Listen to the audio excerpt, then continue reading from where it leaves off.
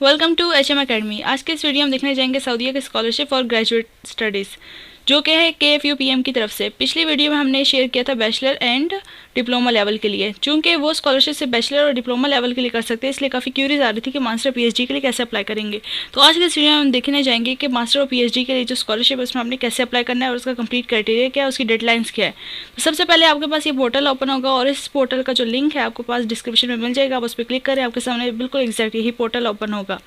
यहाँ पर track your application उसके लिए जिसने पहले अप्लाई कर चुके हैं, अदरवाइज अगर आप न्यू हैं तो स्टार्ट योर एप्लीकेशन। जैसे ही आप स्टार्ट योर एप्लीकेशन करेंगे तो आप देख सकते हैं यहाँ पे आपके सामने आ जाएगा चेक एलिजिबिलिटी और नीचे आएगा minimum requirements. Each and everything आपके सामने पूरी डिटेल्स आ जाएंगी। अगर आप इसकी डेडलाइंस चेक करना चाहते हैं तो एप्लीकेशन की डेडलाइंस पर क्लिक करें और यहाँ पे ओपन इन न्यू टैब। अब यहाँ पे हम इसकी डेडलाइंस देखेंगे कौन कौन सी डेडलाइंस है इसके लिए। तो आप देख सकते हैं यहाँ पे कि ओपनिंग ऑनलाइन एप्लीकेशन, इनकी एप्लीकेशन ओपन हुई थी 25 अक्टूबर और last date for submitting online application है 17 दिसंबर।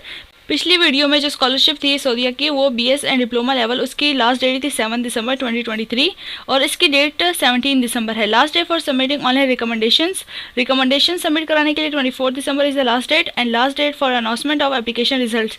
तो काफ़ी बच्चे पूछ ये भी रहे थे कि इसका जो अनाउंसमेंट कब होगी, इसका रिजल्ट कब हमें पता चलेगा, ईमेल कब आएगी। तो मिड ऑफ अप्रैल आपको ये इसका अनाउंसमेंट मिल जाएगी। स्प्रिंग सेमेस्टर यानी कि अगर कोई चाहता है कि 2025 में जाए, यानी कि वो नेक्स्ट उसमें अप्लाई करना चाहता है, तो ये आपको डेट्स बता रहे हैं कि एप्लीकेशन कब ओपन होगी। इसकी 22 मई को दोबारा से ओपन होगी। यानी अगर किसी का FSC का रिजल्ट नहीं आया है तो डोंट वरी, आप 22 मई को अप्लाई कर सकते हैं और आपका जो रिजल्ट है वो आएगा मिड अक्टूबर, नेक्स्ट ईयर के मिड अक्टूबर में आपका रिजल्ट आ जाएगा और आपकी स्टडी स्टार्ट होंगी जनवरी 2025 में। तो ये थी डेडलाइंस। अगर आपने कुछ और देखना हो जैसे कि view all master and PhD programmes, कौन कौन से प्रोग्राम्स ऑफर हो रहे हैं, क्या मैं इस प्रोग्राम में एलिजिबल हूँ कि नहीं हूँ, या जो मैंने प्रोग्राम चूज़ करना चाह रहा हूँ वहाँ पे मौजूद है कि नहीं है, तो अब यहाँ पे पहले से एलिजिबल प्रोग्राम्स देख लें। तो एरोस्पेस इंजीनियरिंग अप्लाइड स्टैटिस्टिक नीचे दिखा भी रहा है कि MS और मास्टर के लिए MS इंग्लिश के लिए master in English, master MS master and PhD level के लिए भी है चंद एक। फिजिक्स जैसे कि PhD के लिए पेट्रोलियम इंजीनियरिंग। तो ये बहुत ज़्यादा जो है हमारे पास मौजूद है यहाँ पे पोर्टल में। अगर आपको कोई प्रोग्राम नहीं मिल रहा तो आप यहाँ पे सर्च भी कर सकते हैं।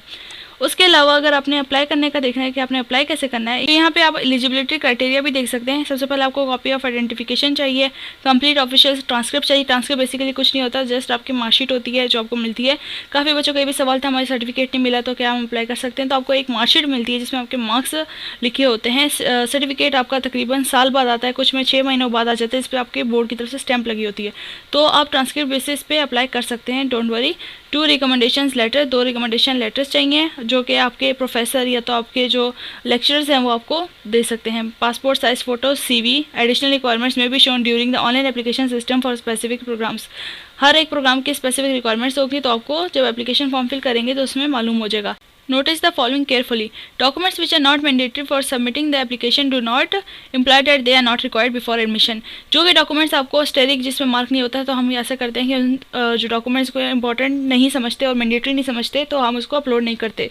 तो ना भी करें तो कोई मसला नहीं है। तो इन्होंने ये लिखा है कि अगर आपका जो इंपॉर्टेंट मैंडेटरी डॉक्यूमेंट्स नहीं अगर अपलोड ना करें तो उसके बगैर हम आपकी एप्लीकेशन प्रोसेस कर लेंगे। लेकिन इसका मतलब ये नहीं कि हम आपसे वो डॉक्यूमेंट मांग नहीं सकते। हो सकता है अगर आप सिलेक्ट हो जाते हैं या तो फिर हमें फर्दर उसकी रिक्वायरमेंट आती है तो हम क्या करेंगे, आपसे वो डॉक्यूमेंट्स थ्रू ईमेल आपसे मंगवा भी सकते हैं। तो in order to upload the above documents please prepare clear and legible scan copies in PDF format. तो आपको जो फॉर्मेट होना चाहिए वो PDF में होना चाहिए। अपना जो भी आप तस्वीरें खींचेंगे वो स्कैन होके आपने PDF में करनी है।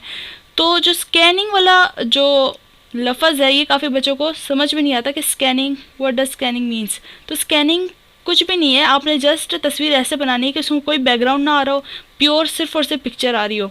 तो इसके लिए एक एप्लीकेशन है ऑफिस लेंस, वो बहुत ही बेस्ट एप्लीकेशन है। आपको डायरेक्ट जो है आपने तस्वीरें बनाई अब डायरेक्ट उसमें PDF में कन्वर्ट कर सकते हैं।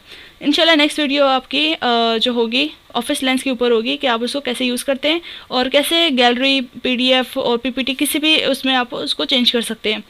तो उसका लिंक जो होगा आपको डिस्क्रिप्शन में मिल जाएगा। आप प्ले स्टोर से उस ऐप को इंस्टॉल कर सकते हैं, फ्री ऑफ कॉस्ट है, आप उसको यूज़ करें और बहुत ही ज़बरदस्त स्कैन कॉपीज़ आपको मिल जाएंगी। अब चलते हैं अप्लाई की तरफ। हम यहाँ पे अप्लाई का बटन होगा उस पर क्लिक करेंगे। जैसे ही अप्लाई करेंगे तो ऊपर सब आ जाएगा सेल्फ सर्विस सेंटर। तो यहाँ पे चूँकि हमने एक दफ़ा पहले अकाउंट बना लिया था तो अब यहाँ पे देख सकते हैं सबसे पहले अगर आपने अकाउंट बनाया तो यहाँ पे साइन इन आपने सेव किया था तो यहाँ पे आ गया। अदरवाइज आपने जब क्रिएट अकाउंट करेंगे तो यूज़र नेम जिस तरह कि आप फेसबुक में यूज़र नेम रखते हैं, जैसे इंस्टाग्राम में यूज़र नेम रखते हैं, बिल्कुल वैसे आपने अपना यूज़र नेम रखना है जो बेसिकली आपका नेम ही होना चाहिए। तो अपना फर्स्ट नेम, यहाँ पे लास्ट नेम, ईमेल इंटर करनी है, वैलिड ईमेल जिस पे आपको ईमेल्स आएंगी, नोटिफिकेशंस आएंगी। उसके बाद पासवर्ड, ये पासवर्ड आपका ईमेल का पासवर्ड नहीं है, आपने यहाँ पे खुद से एक नया पासवर्ड जनरेट करके लिखना है, री इंटर पासवर्ड, और फिर से दोबारा से वही पासवर्ड री इंटर कर देना है। उसके बाद आप करेंगे क्रिएट अकाउंट, और क्रिएट अकाउंट के बाद आपका जो है अकाउंट क्रिएट हो जाएगा। आपके ईमेल पे एक लिंक आएगा, उसको आपने क्लिक करना है तो आपके पास वेरीफाई हो जाएगा। और फिर उसके बाद जब दोबारा इस पोर्टल को यहाँ पे रिफ्रेश करेंगे तो आप देख सकते हैं आपके यहाँ पर यूज़र नेम और पासवर्ड आएगा, अगर आपने पासवर्ड सेव किया होगा। तो हम कर लेते हैं साइन इन, डायरेक्ट हम साइन इन हो जाते हैं।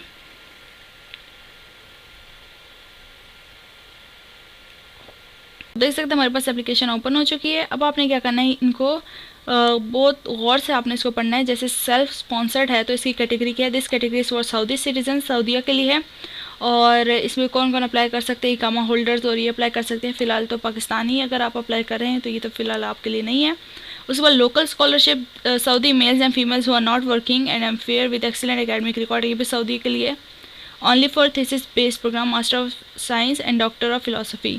इंटरनेशनल स्कॉलरशिप है, if you are non Saudi applicant living outside Saudi Arabia and have excellent academic record, you are eligible for this category। आपका फिर इस कैटेगरी में आता है इंटरनेशनल स्कॉलरशिप में।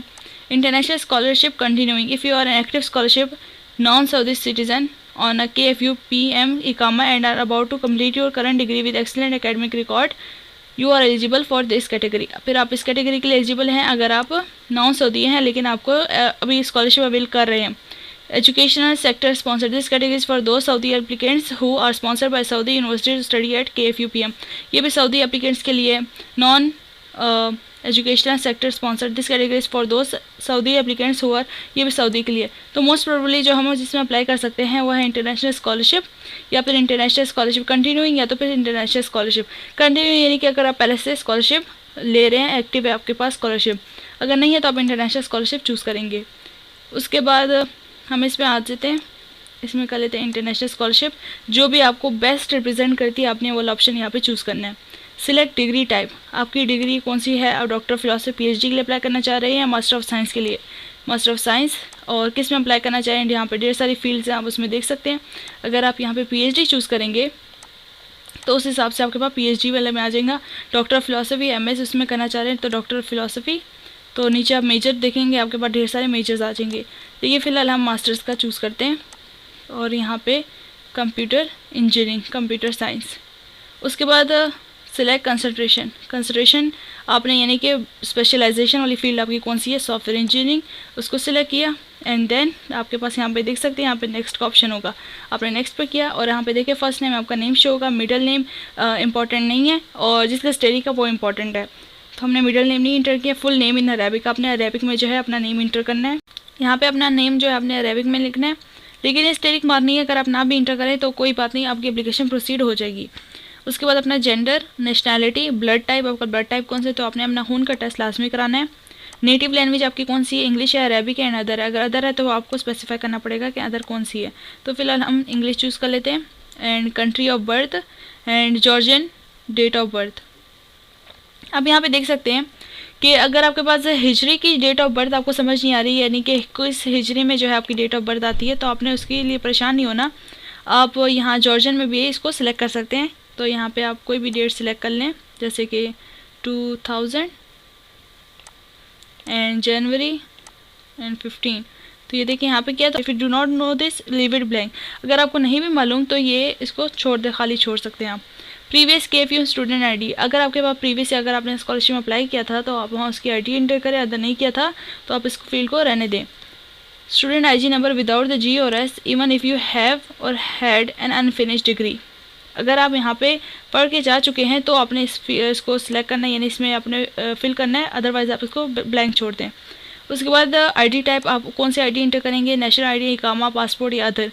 अगर अदर आप इंटर करें तो ID नंबर यानी अपना CNIC नंबर इंटर कर दें, डेट ऑफ इशू जो उसके ऊपर लिखी होगी वो इंटर करें एंड डेट ऑफ एक्सपायरी। अगर आपके पास पासपोर्ट है तो वेल एंड गुड, आप पासपोर्ट नंबर और उसकी date of ID number passport का और इशू डेट और एक्सपायरी डेट इंटर कर दें। उसके बाद नेक्स्ट है ईमेल और आपका फ़ोन नंबर, ये दोनों स्टेरिक हैं और इनको लाजमी आपने इंटर करना है। और मोबाइल फ़ोन नंबर इस तरीके से इंटर करना है कि उसमें जो कंट्री का कोड है वो शुरू में लिखा हुआ, जैसे कि हमारा होता है 0325, ठीक है। तो आपने क्या करना है, वहाँ पे ज़ीरो के बजाय आपने क्या लिखना है +92325। आपने ज़ीरो को छोड़ के कंट्री का कोड लिखना है। उसके बाद एड्रेस, आपका सिटी, आपका पोस्टल, जिप कोड आप अपने एरिया का नेम लिखेंगे और नीचे जिप कोड आ जाएंगे। आप ऊपर लिखें, गूगल में जाके लिखें जैसे इस्लामाबाद जिप कोड, तो आपके पास नीचे जिप कोड आ जाएंगे। और एलिमेंट जिप कोड जो है आप उसमें से सिलेक्ट कर लें। कंट्री आपकी कौन सी है वो आपने सिलेक्ट कर लेनी है। और वीज़ा आप किस कंट्री से लेना चाह रहे हैं उसका भी सिलेक्ट कर सकते हैं। और वीज़ा आप किस कंट्री से अप्लाई कराना चाह रहे हैं तो वहाँ उस सिटी का नेम लिखते हैं। तो वीज़ा सिटी कहाँ से आप वीज़ा लेंगे, from where you will get your visa stamped, तो उसके बारे में लिखना है। उसके बाद आप क्या कर देंगे, नेक्स्ट कर देंगे। जैसे ही नेक्स्ट करेंगे तो आपके पास आ जाएगा educational information. Please enter the information of your bachelor degree. If you want to enter more than 1 degree click add another response at the bottom of right corner of this box. आपके previous institution का name क्या था, वहाँ की city, वहाँ का country. If institution name not found above enter here. अगर institution का नेम जो है आपके पास वहाँ पे इंटर नहीं हो रहा तो आप यहाँ पे इसको दोबारा से लिख सकते हैं। Please type the institution name, city and country. तो आपने पूरी डिटेल्स लिखनी है, यानी कि इंस्टीट्यूशन नेम, वहाँ उसका फिर कोमा लिख के सिटी, फिर कोमा, फिर कंट्री। और GPA स्केल कितना था, 4 GPA स्केल था, 10 था, 4 था। हर यूनिवर्सिटी का डिफरेंट स्केल होता है, किसी का 5 होता है, किसी का 4, किसी का 10, किसी का 100 में से लगता है। तो उस हिसाब से जो है आपने सिलेक्ट करना है कि आपका GPA का स्केल क्या चल रहा था। ऑब्टेन GB, आपने उसमें से कितना GB ऑब्टेन किया। Please calculate out of 100 and choose the GPA scale accordingly. Previous major, आपने मेजर किस में किया है वो आपने यहाँ पे इंटर करना है। Previous major if not found in list, अगर आप वहाँ पे लिस्ट में नहीं है तो आप यहाँ से खुद से लिख भी सकते हैं। डिग्री टाइप, आपने बैचलर में रेगुलर फुल टाइम किए, पार्ट टाइम किए, by courses only, by research only, तो अपने रेलिवेंट जो है अपना चूज़ कर लेना है। मैक्सिमम तो ये होता है मेजॉरिटी में कि बैचलर रेगुलर फुल टाइम होता है। डिग्री की ड्यूरेशन कितनी थी, 4 ईयर्स थी, यानी कि बैचलर डिग्री कितने सालों की है। कुछ एसोसिएट प्रोग्राम्स की करते हैं, BS में तो 3 ईयर्स, कुछ का 2 ईयर्स का होता है, तो उस हिसाब से आपने चूज़ करना है। ईयर ऑफ डिग्री कंप्लीशन, आपने किस ईयर में जो है अपनी डिग्री कंप्लीट की है वो भी करना है। ऐड अनदर रिस्पॉन्स, अगर आपने कोई और रिस्पॉन्स ऐड करना है तो आप ऐड कर सकते हैं, या अपने मैट्रिक का डालना है, FSC का डालना है, या तो फिर आपने कोई डिग्री की उसके बारे में डालना है तो आप यहाँ से डाल सकते हैं। ऐड अनदर रिस्पॉन्स पर क्लिक करेंगे, दोबारा से सारी चीज़ें डाल सकते हैं। उसके बाद हमारे पास नेक्स्ट है एम्प्लॉयमेंट इन्फॉर्मेशन, एक्सपीरियंस। ये सारे मार्क नहीं है स्टेटिक, अगर आपके पास इस तरह की कोई रेलिवेंट इन्फॉर्मेशन नहीं है तो आप इसको खाली छोड़ सकते हैं। If you enter information in this section you also need to upload employment certificate in the requirement section. अगर आपने ये इन्फॉर्मेशन इंटर किया तो आपको एम्प्लॉयमेंट सर्टिफिकेट भी इंटर करना पड़ेगा। तो will this employer sponsor your educational expenses at KFUM, क्या ये जो एम्प्लॉयर स्पॉन्सर जो है यानी कि जहाँ पे एम्प्लॉयमेंट कर रहे हैं तो वो क्या स्पॉन्सर करेंगे कि नहीं करेंगे, येस और नो, इसको सिलेक्ट करना है। एम्प्लॉयर का नेम, सिटी, कंट्री, जो मतलब आपके हेड है उनका नेम वगैरह सारा कुछ इंटर करना है। यहाँ पे एम्प्लॉयर डिटेल्स आपने इंटर करनी है। उसके बाद रिकमेंडेशन में आप देख सकते हैं 2 recommendations are required. The recommendations में भी एकेडमिक और non academic. For research-based programs, academic references are preferred but not mandatory. An applicant cannot use the recommendation which he/she already has. It is mandatory to obtain recommendation online by filling the information below. Please enter the first name, last name, and only one email of each recommender. आपने first name, last name और उसकी email लिखनी है। तो क्या होगा कि each recipient will receive an individual email from you. This will not be sent as a group email. तो ये जो ईमेल है जो आप यहाँ पे ईमेल एंटर करेंगे अपने प्रोफेसर की, अपने लेक्चरर की, जिसकी भी, तो उनके पास जाएगा और वो आपकी क्या करेंगे, आपको रिकमेंडेशन इनको लिख कर भेज देंगे थ्रू ईमेल। और आपने रेफरेंस जो है 24 दिसंबर 2023 से पहले सबमिट कराना है। तो आपने सबसे पहले यहाँ नेम लिख देना है, जैसे कि मैं लिख देती हूँ रैंडम, मैं नेम लिख देती हूँ। यहाँ पे लास्ट नेम इंटर कर देती हूँ एंड यहाँ पे ईमेल एंटर कर देती हूँ।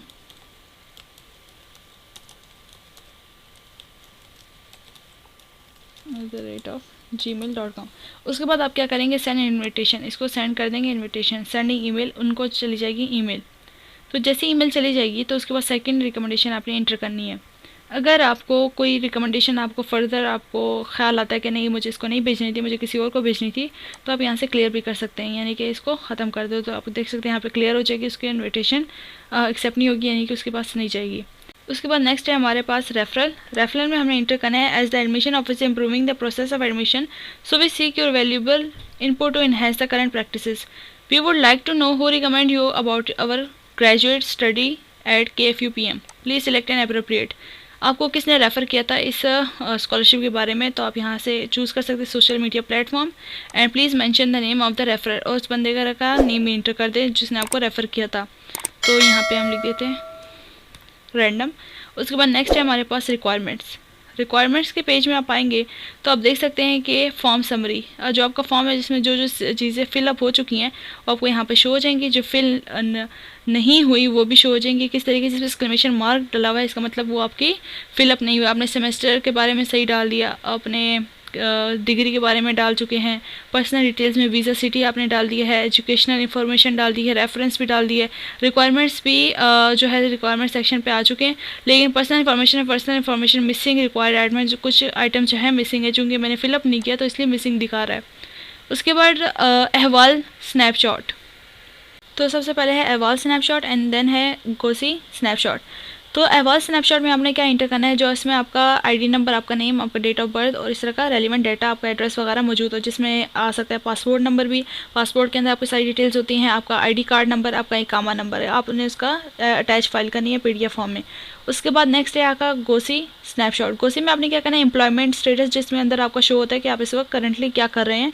तो एम्प्लॉयमेंट डिटेल्स होती हैं उसके अंदर, वो उसकी आईडी जो है आपने यहाँ पे इंटर करनी है। अगर आईडी नहीं है तो वहाँ का सर्टिफिकेट इंटर कर सकते हैं कि एम्प्लॉयमेंट स्टेटस जिससे आपको शो हो रहा हो, आप स्टूडेंट है, आप क्या हैं, तो उसके बारे में आपने यहाँ इंटर करना है गोसी स्नैपशॉट में।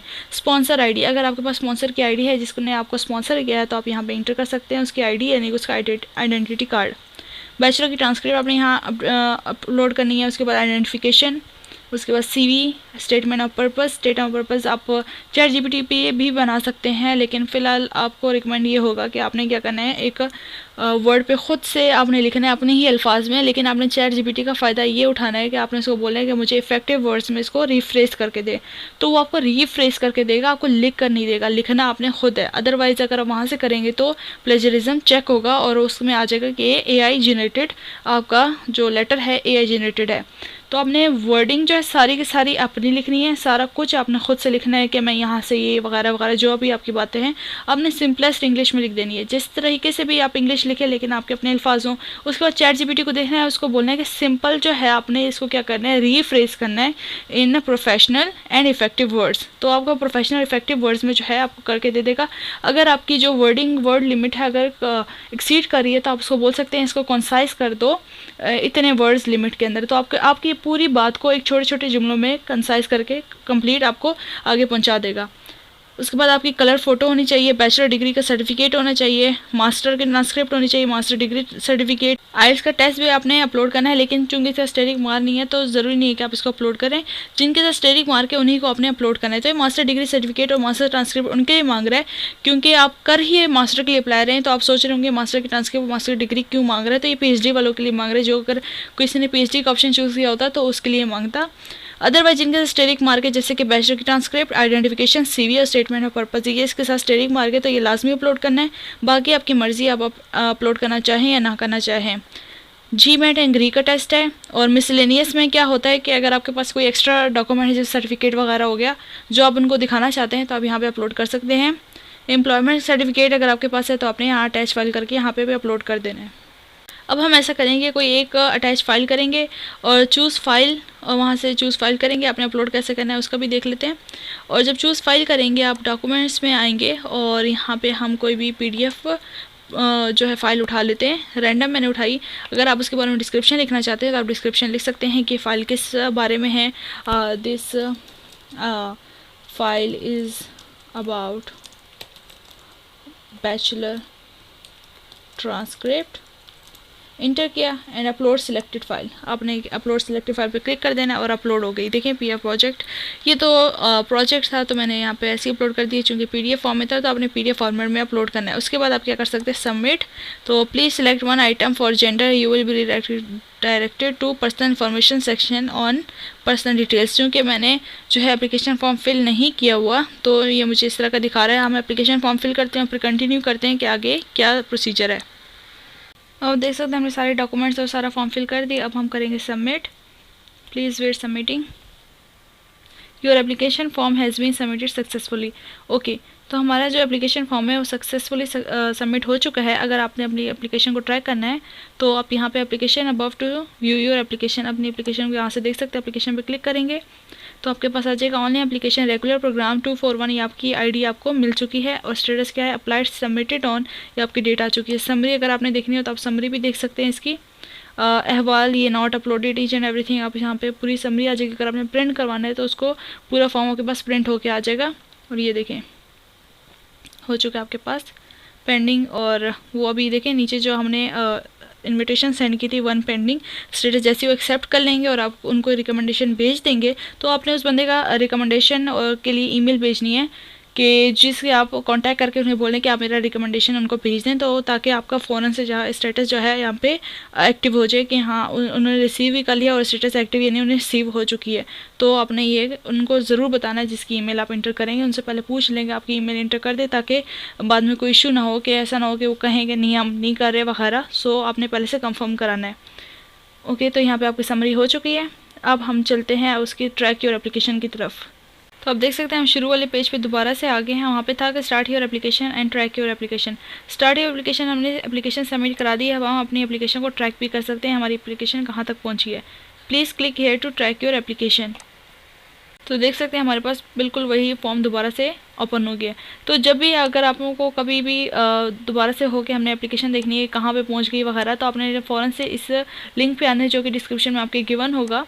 तो आपने क्या करना है, वहाँ पे ट्रैक योर एप्लीकेशन पे क्लिक करना है। और जैसे ही आप ट्रैक योर एप्लीकेशन पे करेंगे तो आपको अपना पूरा जो डाटा है वो आप सामने आ जाएगा कि आपकी इनविटेशन जो आपने ईमेल रेफरेंस वगैरह दिए थे वो आपका एक्टिव स्टेटस आ गया, रिसीव हुआ है कि नहीं हुआ, ईच एंड एवरीथिंग आप देख सकते हैं। आप सिलेक्टेड हैं कि नहीं है, और मिड ऑफ अप्रैल को आपको ये सारी डिटेल्स मिल जाएंगी। और जहाँ तक बात है ऑफिस लेंस की, वो आपके साथ इंशाल्लाह जल्द वीडियो शेयर हो जाएगी, जिसके बारे में आपको बताया जाएगा आपने स्कैनिंग कैसे करनी है उसमें, और आपने उसमें डॉक्यूमेंट पीडीएफ में कन्वर्ट कैसे करना है, ईच एंड एवरीथिंग। और उससे पहले होप्स हो कि आपको खुद समझ आ जाएगी जब आप एप्लीकेशन डाउनलोड करेंगे। नहीं, वो ऐप है उसका लिंक जो है डिस्क्रिप्शन में आपको गिवन होगा, और बहुत ही अच्छी एप्लीकेशन है जिसको आप काफ़ी काम में ला सकते हैं। तो ये थी आज की स्कॉलरशिप। इस तरह की बहुत सी और भी स्कॉलरशिप अपलोड हुई हैं जो कि ना आइट्स मांगती हैं ना आपका पासपोर्ट नंबर मांगती हैं। तो काफ़ी बच्चों का ये भी इशू था कि पासपोर्ट नंबर के बगैर अप्लाई कर सकते हैं कि नहीं। तो सऊदीया की जो BS और डिप्लोमा है, अगर इसमें आप पासपोर्ट नंबर नहीं इंटर करेंगे तो फर्दर प्रोसीड नहीं करेगी, लेकिन मास्टर PhD में आप पासपोर्ट नंबर के बगैर जो है प्रोसीड कर सकते हैं। तो इसमें जो पासपोर्ट नंबर मैंडेटरी नहीं है, इसके बगैर भी आप कर सकते हैं। तो ये था आज के लिए। Thank you so much.